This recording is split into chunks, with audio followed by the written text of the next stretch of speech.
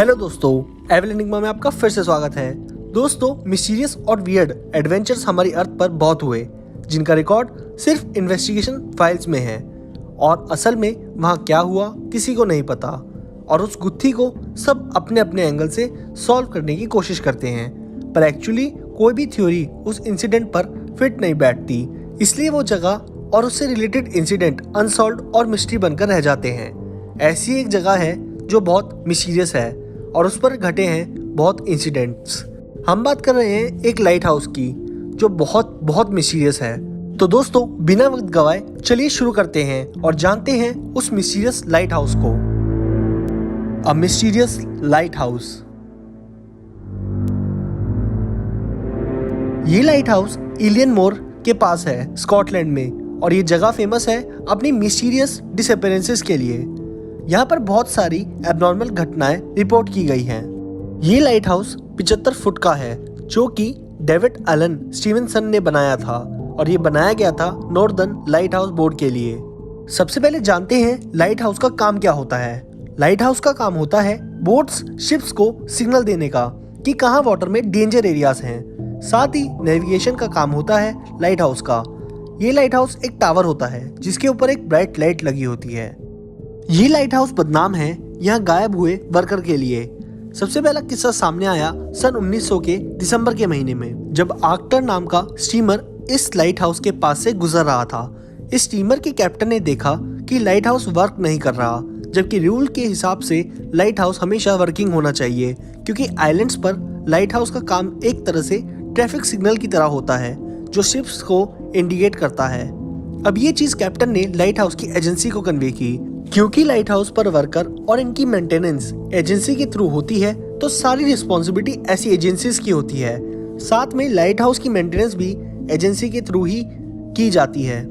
Agency को जब ये बात पता चली तो वो हैरान हो गई, क्योंकि एजेंसी ने एक हफ्ते पहले ही 3 वर्कर को इस लाइट हाउस की ड्यूटी के लिए अलॉट किया था और वो लाइट हाउस पहुंच गए थे।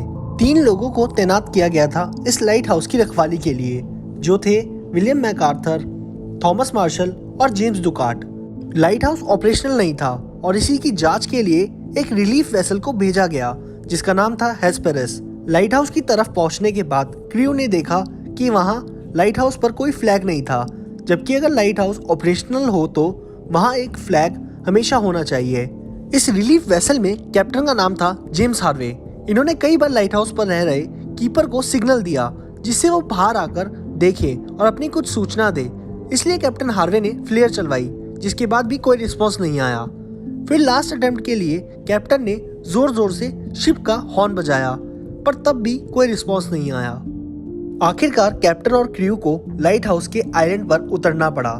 जब वो लाइट हाउस के पास पहुंचे तो उन्होंने देखा कि कुछ भरी हुई सप्लाई क्रेट्स बाहर रखी हुई थी, जबकि वहाँ खाली सप्लाई क्रेट्स होनी चाहिए थी। और फिर कैप्टन हार्वे और उनके साथ एक क्रू मेंबर आइलैंड पर घूमने लगे। वहाँ उस टीम के अलावा और कोई नहीं था। वो आइलैंड पूरा सुनसान था और पानी बार बार पत्थरों से टकरा रहा था। उस शोर की गूंज पूरे उस आइलैंड पर थी। लाइट हाउस के अंदर जाने के दोनों एंट्रेंस अंदर की ओर से बंद थे।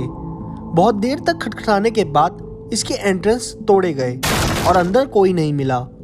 अंदर का माहौल कुछ यूं था कि लैंप की दोनों रिफिल्स साफ करके रखी गई थी। दोनों घड़ी बंद हो गई थी। बेड्स के ऊपर रखी चादर सब ऐसे थी मानो जैसे कोई अभी अभी उठकर गया हो। एक चेयर वहां पर गिरी हुई थी। ये सब चीजें बहुत अजीब थी।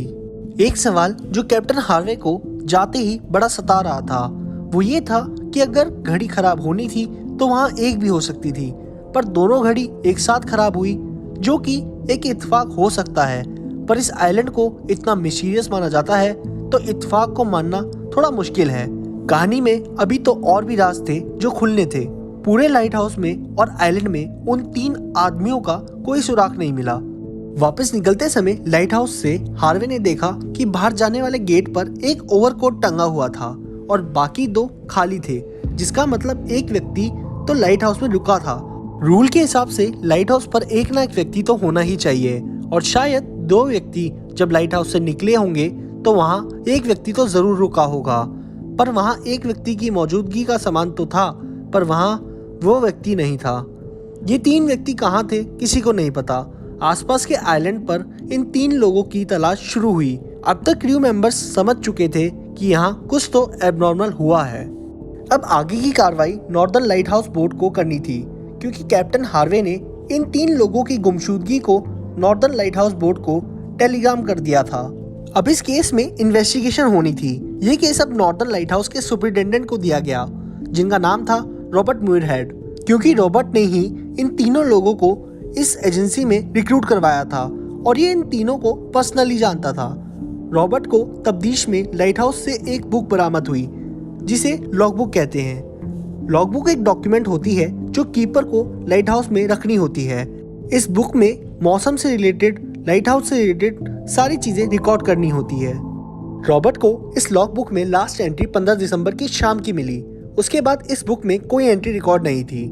इस एंट्री के बाद कोई एंट्री का ना होना दिखाता है कि जरूर उन तीनों के साथ कुछ घटना घटी होगी। लेकिन इन सब चीजों में पहले की एंट्री को नजरअंदाज नहीं किया जा सकता, इसलिए इससे पहले की एंट्री को भी चेक किया गया।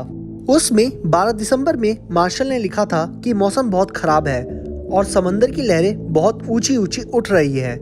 ऐसा लग रहा है लहरें आइलैंड को लाइट हाउस के साथ निगल जाएगी।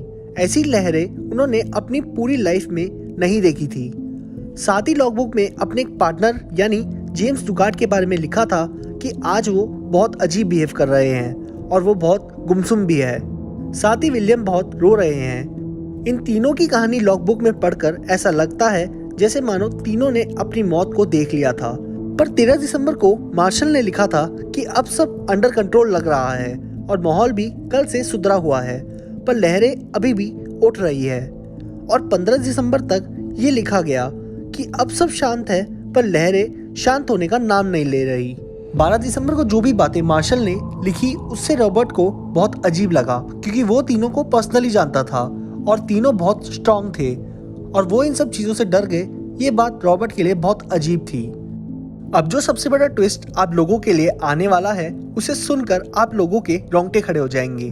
विलियम के अकॉर्डिंग 12 दिसंबर को बहुत अजीब मौसम था और लहरें बहुत ऊंची ऊंची उठ रही थी।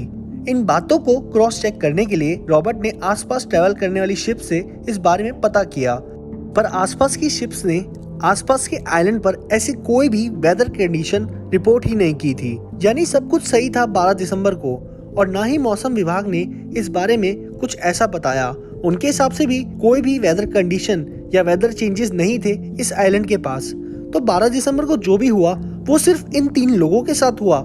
ये एक बहुत बड़ा सवाल बन गया था रॉबर्ट के लिए भी, आपके लिए भी और हमारे लिए भी। इस आइलैंड का नाम एक प्रिस्ट के नाम पर रखा गया है।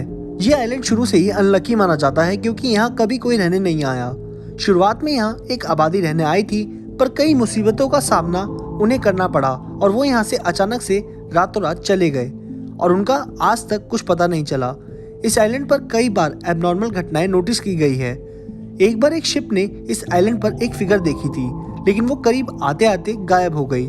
और फिर एक बहुत बड़ी घटना ये डिसअपियरेंसेस वाली बनी, जिसमें ये 3 लोग गायब हो गए।